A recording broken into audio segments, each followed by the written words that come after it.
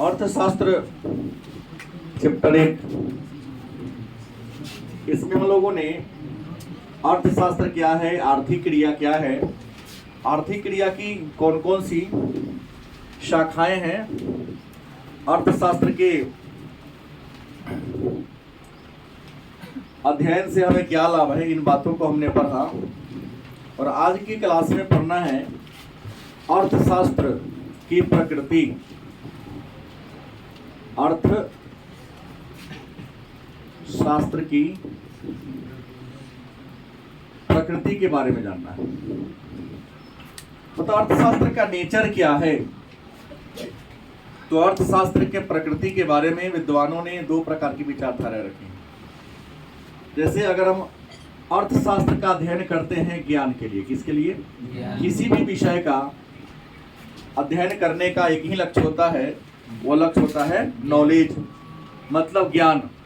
और आपको पता होगा कि ज्ञान की दो शाखाएं हैं, ज्ञान की दो शाखाएं हैं। एक का नाम है कला और दूसरा है विज्ञान। ज्ञान की कितनी शाखाएं हैं? दो शाखाएं हैं। ज्ञान की पहली शाखा का नाम है कला, दूसरी शाखा का नाम क्या है? विज्ञान। मन में होगा ये कला क्या है या कला कहते किसे हैं? तो कला जो है वह क्रिया उपसर्ग से बना है। नहीं, किसी काम को सुंदर तरीके से करना या किसी कार्य को व्यवस्थित तरीके से करना क्या कहलाता है? कला कहलाता है। मतलब किसी काम को बहुत सुंदर तरीके से कर देना, संपादित कर देना, क्या करता है? कला कहलाता है। काम तो सब करता है, लेकिन कुछ लोग काम को ऐसे करते हैं कि लगेगा कि कार्य हुआ, लेकिन संतुष्टि आपको नहीं मिलेगी। जैसे अब तो छात्र जीवन में है तो खाना आप भी बनाते हो, कई लोग आप भी खाना पकाते हो। तो खाना बनाने में कुछ ऐसे लोग हैं जो खाना को पकाते हैं तो किचन के आसपास में लगेगा कि खाना पूरा बनकर तैयार हो गया, किसी ने बनाया नहीं, पूरा साफ सुथरा करके चला गया। और कुछ लोग खाना को ऐसे पकाएंगे या अपने किचन को या अपने स्टोर को ऐसे रखेंगे, लगेगा कबाड़ा ही बना हुआ है वो। तो कला ये सिखाती है कि काम को, आदित्य के जैसा उदाहरण दे रहा है कि काम को व्यवस्थित तरीके से कैसे किया जाए। बात समझ गए? सारे इंसान चावल दाल सब्जी ही खाते हैं, लेकिन कई बार खाना या पकवान में टेस्ट ना हो कोई दिक्कत नहीं है, लेकिन खाना को सजाने का तरीका इतना सुंदर होता है कि उसको देखकर ही आपके जीवा से पानी आना शुरू हो जाता है। जैसे बड़े बड़े होटल में जाएंगे खाना खाने, जैसे चुटका में जाओ तो सीधे सलाद दे देगा, खीरा प्याज मूली काटा सीधे आपके थाली में रख दिया। और कई बार बड़े बड़े होटल में आप खाना खाने जाओगे तो ऐसे सजा के देगा, उसको देख कर ही स्वाद का एहसास हो जाता है कि बड़ा सुंदर होगा। चावल को कैसे सजाना है, सब्जी को कहाँ रखना है, कैसे रखना है, गलत सही। सजाने की कला ही, सजाने का तरीका ही कला है। किसी काम को व्यवस्थित तरीके से, सुंदर तरीके से कर देना क्या है? कला। तो सवाल है कि अर्थशास्त्र कला है या नहीं है। तो अभी हमने इस चैप्टर 1 का कुछ बात पढ़ा ना, कि अर्थशास्त्र के ये आर्थिक क्रिया के 4 विभाग हैं। हमने पढ़ा ना कि आर्थिक क्रिया, कौन क्रिया? आर्थिक क्रिया। आर्थिक क्रिया जिसको मानव क्रिया के नाम से भी जानते हैं। हमने कहा था कि आर्थिक क्रिया के कितने विभाग हैं? 4 विभाग है। पहला है क्या होगा? उत्पादन। दूसरा क्या होगा? उपभोग। तीसरा क्या होगा? विनिमय। और चौथा क्या है? निवेश। आर्थिक क्रिया के कितने विभाग हैं? 4 है। उपभोग, उत्पादन, उपभोग, विनिमय और निवेश। उत्पादन का मतलब मैंने आपको पढ़ाया किसी वस्तु का निर्माण करना, किसी वस्तु का निर्माण करना या किसी वस्तु को बनाना क्या कहलाता है? किसी वस्तु का निर्माण करना या किसी वस्तु को क्या करना, बनाना, क्या कहलाता है? तो उत्पादन एक आर्थिक क्रिया है।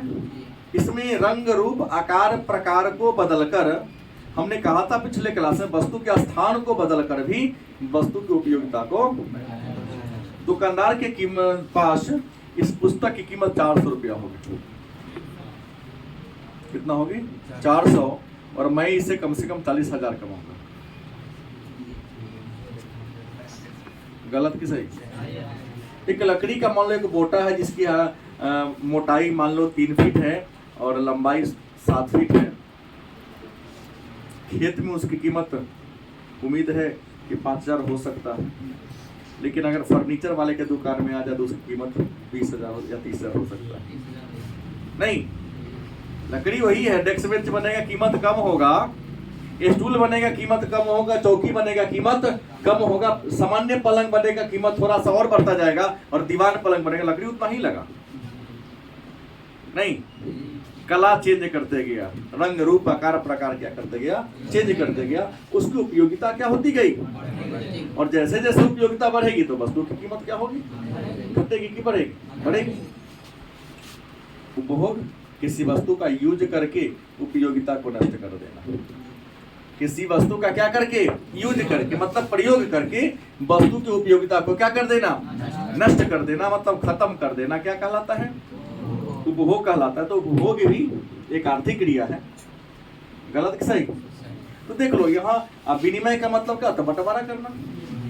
माने उत्पादन के दौरान बहुत सारे सामान का निर्माण होता है, तो जिन जिन वस्तुओं का, जिन जिन सामान का क्या हुआ, निर्माण हुआ, तो उस सामान को आप लोगों के बीच कैसे बंटवारा कर देते हैं ताकि सभी लोग उस सामान का क्या कर सके, यूज कर सके। और निवेश मतलब भविष्य में लाभ कमाने के उद्देश्य से किसी कारोबार में पूंजी को क्या करना, लगाना, क्या कहलाता है? अब देखो, कला के दृष्टिकोण से देखेंगे तो पहले उत्पादन होगा। भाई आपको हिंदी वर्णमाला में पहले पढ़ाया क्या? क, कमाओ तब ख, तब ना ग पढ़ाया तब ना कितने गाएगा कि सीधे खा के तब कमाएगा? नहीं, पहले कमाएगा तब खाएगा। क्या क्या उत्पादन होगा तब ना उपयोग होगा। निर्माण नहीं होगा तब यूज कहां से कर पाएंगे? पहले निर्माण करना होगा। गलत कि सही? जैसे बुद्ध ने कहा ना अंगुलीमाल को कि जब तुम किसी को जीवन दे नहीं सकते हो तो जीवन लेने का अधिकार तुम्हें कौन दिया? कहा था ना। तो बात वही, अगर उत्पादन करो तब क्या करो, उपभोग करो। और उत्पादन होगा तब न जाकर उसका बंटवारा अलग अलग मार्केट में होगा। और तब क्या होगा, निवेश। कि आप देख रहे हैं, आप लाभ कमा रहे हैं, मुनाफा कमा रहे हैं, तो क्या होगा, निवेश करेंगे कि हमको मुनाफा होगी। तो अर्थशास्त्र एक कला है, सुंदर तरीके से करने की ये देती है। अब होगा कि अर्थशास्त्र विज्ञान है कि ना है, तो पहले तो जानना होगा विज्ञान कहते किसे।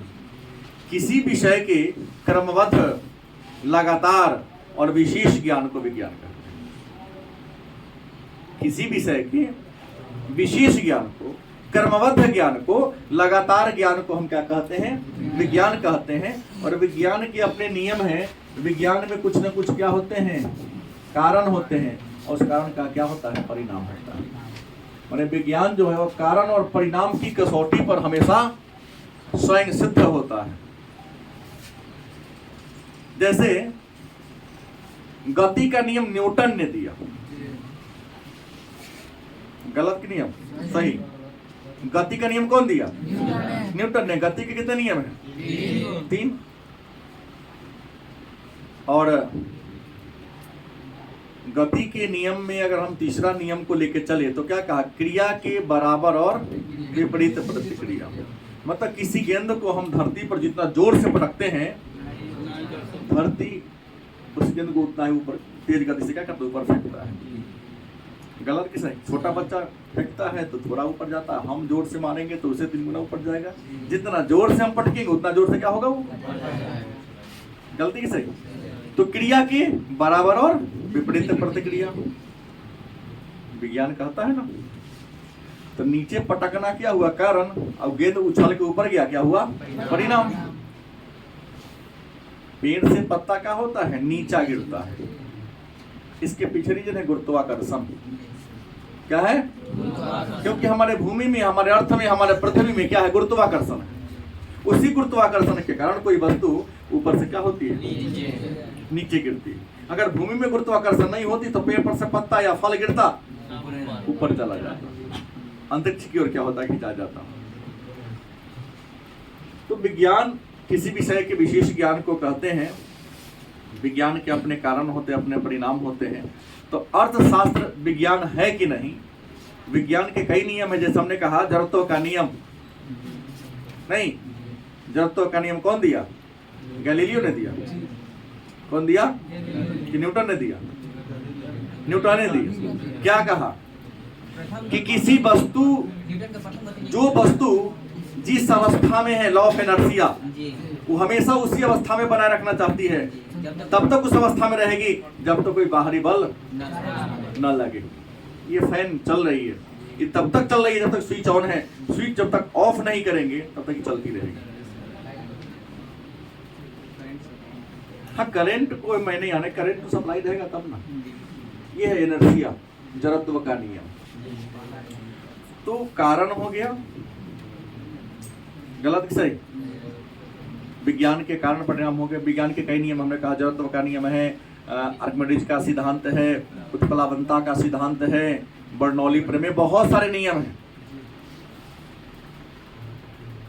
अर्थशास्त्र के भी कुछ नियम हैं। अर्थशास्त्र के भी नियम होने का पहला है, हम लेते हैं मांग का नियम। कौन है? अर्थशास्त्र विज्ञान है या नहीं, इस बात को देखना है तो हमें किस नियम को जानना होगा। जैसे विज्ञान के अपने नियम, वैसे ही अर्थशास्त्र के नियम है। पहला नियम कौन है? मांग का नियम। दूसरा नियम है पूर्ति का नियम। तीसरा है, और भी बहुत, मैं 2-3 की चर्चा करूंगा, सीमांत उपयोगिता ह्रास। अब देखो, मांग का नियम क्या है?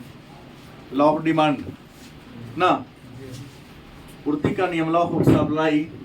तो मांग का नियम क्या है? तो मांग का नियम कहता है कि बाजार में जब किसी वस्तु की कीमत कम होती है तो उपभोक्ता, मतलब ग्राहक, उस वस्तु की ज्यादा मात्रा को परचेज करता है, खरीदता है। गलती की सही? कीमत कम होगी तो डिमांड क्या होगा? ज्यादा होगा। कीमत ज्यादा होगा तो डिमांड क्या होगी? मतलब आपने ज्यादा खरीदा क्योंकि वस्तु की कीमत, तो कीमत का कम होना कारण है, ज्यादा खरीदना क्या हो गया? परिणाम। गलत की सही? तो मांग के नियम से सिद्ध होता है कि अर्थशास्त्र क्या है? विज्ञान है। क्योंकि नियम सत्य और सार्वभौम है। ये नहीं कि कोनो बाजार में नियम लागू होता है या किसी बाजार में नियम लागू नहीं होता। सारे बाजार में यह नियम लागू हो रहे हैं। गलत की सही?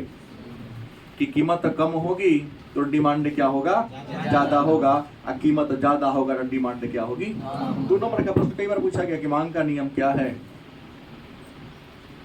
यदि अन्य बातें समान रहे तो आगे बढ़ना है। कीमत कम होने पर वस्तु का डिमांड ज्यादा होता है, कीमत ज्यादा होने पर वस्तु का डिमांड, इसी को हम क्या कहते हैं? पूर्ति का नियम क्या है? मांग के नियम का जस्ट उल्टा है पूर्ति का नियम। कि बाजार में जैसे जैसे किसी वस्तु की कीमत बढ़ती जाती है, विक्रेता वस्तु की पूर्ति बढ़ाते जाता है,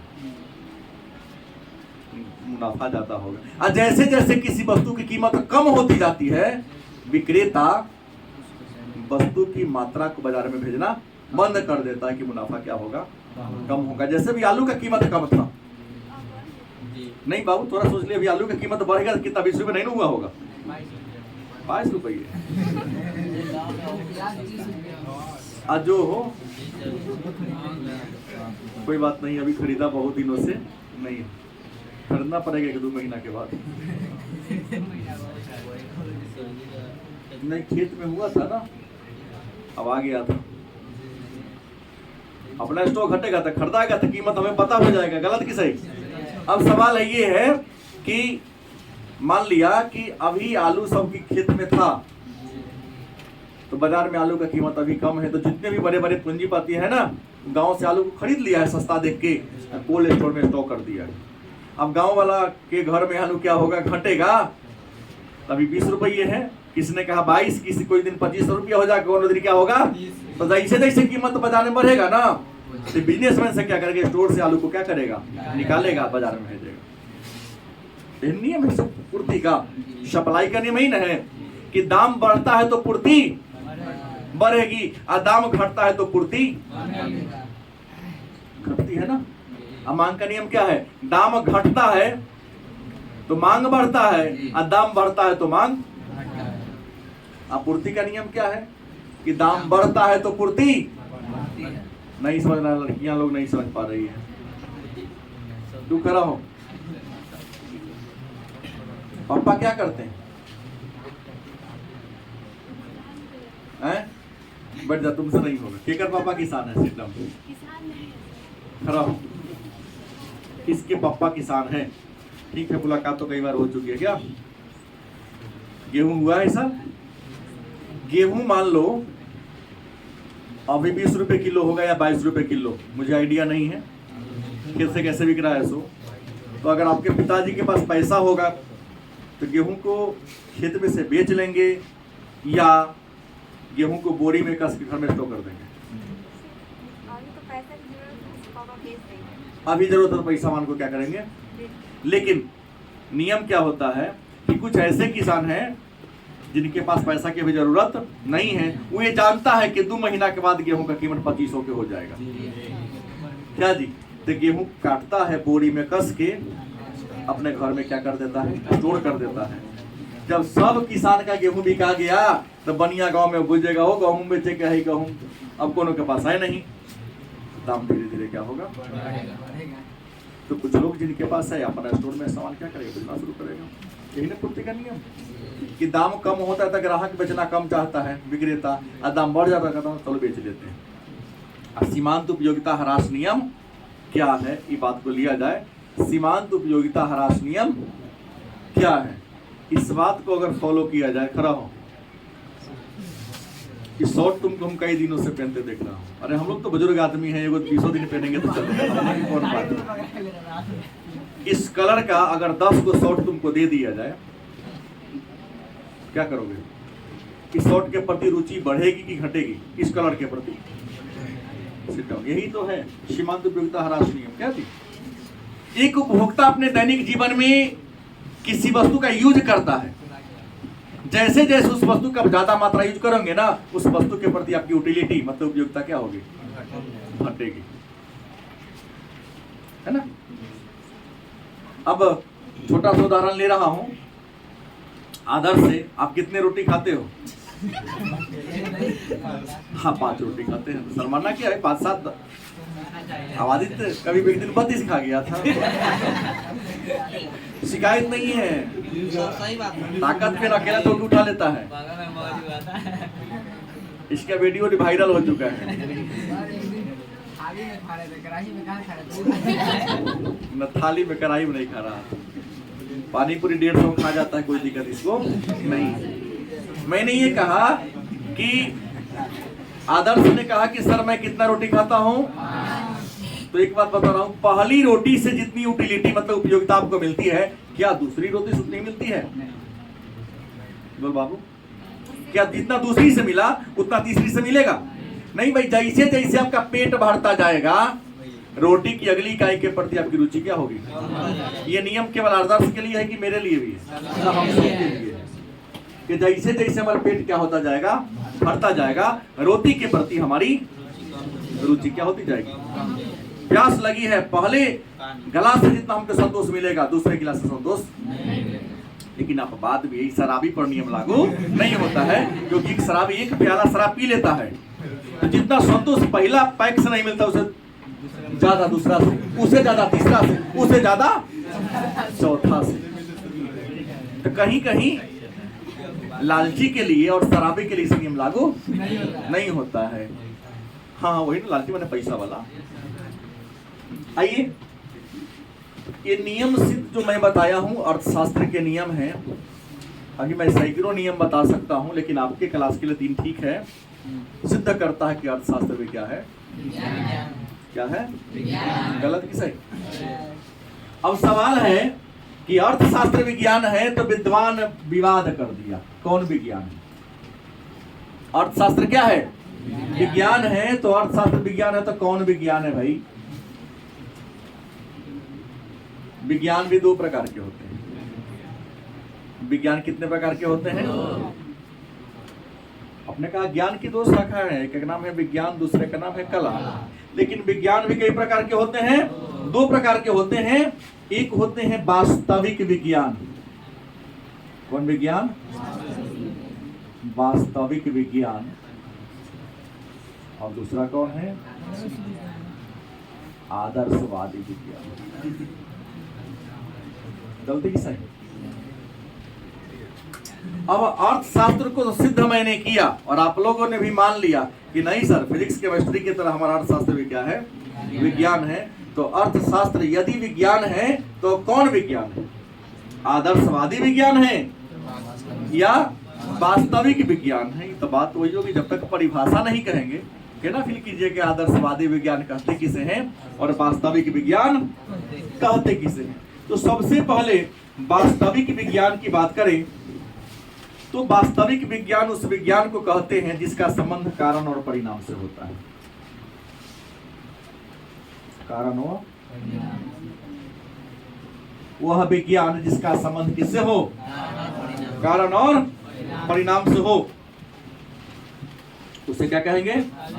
या जो वस्तु जैसा है, जो वस्तु जैसा है उस वस्तु का उसी रूप में अध्ययन करना। जो वस्तु जैसा है उसके गुण और अवगुण को नहीं देखना। वस्तु जेहन है, अब मिर्ची तीखी है, हाँ तीखा है, तीखा क्यों है? दूसरी मिर्ची उससे कम तीखा है, तीसरी मिर्ची उससे ज्यादा तीखा है। इन कारण इनके बारे में पता नहीं लगाना। मतलब एक लाइन में कहा जाए, इसको मिटाइए थोड़ा सा, कि जो वस्तु जैसा है उस वस्तु का उसी रूप में अध्ययन करने वाला जो विज्ञान है उस विज्ञान को क्या कहते हैं? वास्तविक विज्ञान के नाम से जानते हैं। गलत सही? जो वस्तु जैसा है उस वस्तु का उसी रूप में क्या करना? अध्ययन करना क्या कहलाता है? वास्तविक विज्ञान कहलाता है।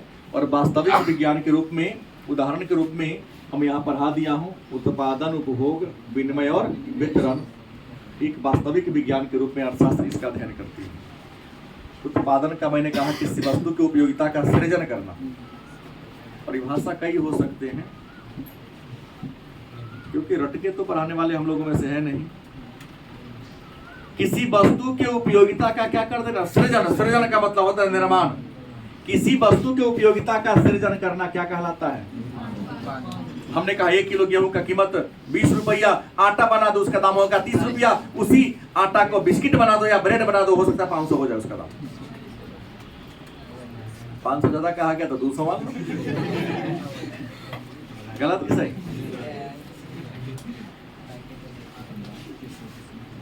उपयोगिता बढ़ा दिया ना आपने। जैसे लकड़ी था, कीमत कम थी, आपने दीवान में पलंग बना दिया, उपयोगिता क्या हो गई? बढ़ गई। उसका कीमत क्या होगा? तो किसी वस्तु की उपयोगिता को बढ़ा देना क्या कहलाता है? अच्छा, उपयोगिता बढ़ेगी तो दाम घटेगा कि बढ़ेगा? जितना विज्ञान में तर्क करोगे उतना ही दिमाग बढ़ेगा ना। अर्थशास्त्र में तर्क करने का मुद्दा है। इसलिए हमने पहले कह दिया, जो ब्रेन से थोड़ा सा कमजोर है उभा रहा है। मेहनत मैं करता हूँ, नींद उसे आती है। बात मत कहो। अल्कोहल होता है, नींद आएगी। अब इन सारी चीजों को तो पहले पर उपभोग का मतलब होता है किसी वस्तु का यूज करके वस्तु की उपयोगिता को क्या कर देना? किसी वस्तु का यूज करके वस्तु की उपयोगिता को क्या कर देना? नष्ट कर देना। क्या कहलाता है? क्या टोकरा है उसको? अच्छा, बाद में हिसाब करना। विनिमय का मतलब क्या होता है? बंटवारा करना। और निवेश का मतलब भविष्य में लाभ कमाने की वजह से किसी कारोबार में पूंजी को क्या करना? लगाना। अब है तो वास्तविक विज्ञान किसे कहते हैं? तो वास्तविक विज्ञान 2 अंक का प्रश्न है, अर्थशास्त्र में आता है। वास्तविक विज्ञान उस विज्ञान को कहते हैं जो वस्तु जैसा है उसका अध्ययन उसी रूप में करता है। उसे क्या कहते हैं? वास्तविक विज्ञान के नाम से। अब है आदर्शवादी विज्ञान किसे कहते हैं? तो ये तो हमने कहा था कि कारण और परिणाम को भी लेके चलता है। क्या करता है? कारण और परिणाम को भी लेके चलता है। लेकिन आदर्शवादी विज्ञान वह विज्ञान है जो केवल आदर्श की बात करेगा ना। केवल किसकी बात करेगा? आदर्श की बात करेगा। इंसान को वह काम करना चाहिए कि ना, ये आपको नहीं बताएगा। केवल आदर्श, अच्छी अच्छी बातें करेगा, सिद्धांत प्रस्तुत करेगा, आदर्श प्रस्तुत करेगा। लेकिन वह करने से तुमको हानि होगी या लाभ होगा, इसके बारे में एक्सप्लेन वह क्या करेगा? वह विज्ञान जो केवल आदर्श की बात करेगा, सिद्धांत की बात करेगा, थ्योरी की बात करेगा, लेकिन प्रैक्टिकल के रूप में उसको जीवन में क्या करेगा? नहीं ढालेगा, तो उसे क्या कहेंगे? आदर्शवादी विज्ञान। जैसे जहर खाने से इंसान की मृत्यु हो जाती है, गहरे पानी में जाओगे तो तुम क्या हो जाओगे? डूब जाओगे। तो गहरे पानी में अगर तैरना नहीं आता, जाना चाहिए कि ना जाना चाहिए? ना बताएगा। पानी जहर खाने से इंसान मर जाता है। तो वास्तविक विज्ञान होता तो कहता है इंसान को जहर नहीं खानी चाहिए। लिखा है ना, एक आदर्शवादी विज्ञान के रूप में ही लिख दिया है शिखर के सिगरेट के डिब्बा पर, नहीं, तंबाकू खाने से कैंसर होता है। कहाँ लिखले है? ऐसा आपको नहीं खाना चाहिए। लिखले है ना? लिखले नहीं? लिखले है, लिखा है कि तंबाकू खाने से क्या होता है? कैंसर होता है। नीचा लिख दिया रहा था, इसलिए आप लोग सिगरेट न पिए, तंबाकू न खाएं, खाना खाएं। ये बात लिख ले, सीधे लिख दिया। आदर्शवादी विज्ञान के रूप में वहां लिख दिया है। गलती किसे? तो आदर्शवादी विज्ञान जान गए, इसका संबंध कारण और परिणाम से केवल आदर्श पेश करना ही। सिद्धांत हमने कहा केवल आदर्श और सिद्धांत पेश करना ही इसका काम है। उसका नुकसान क्या होगा, हानि क्या होगा, ये हमको बताता नहीं है। इसे क्या कह दिए? आदर्शवादी विज्ञान। आगे चर्चा करूं। अब कहिएगा तो अर्थशास्त्र वास्तविक विज्ञान है, ये बात कौन कौन विद्वान ने कहा? क्योंकि पूछा जाता है कई बार। अर्थशास्त्र आदर्शवादी विज्ञान है, इस विचारधारा के सपोर्टर या समर्थक कौन कौन है? तो सपोर्टर में आ जाएगा, अगर एग्जाम्पल की बात करें तो से, पूर्ण में जे बी से।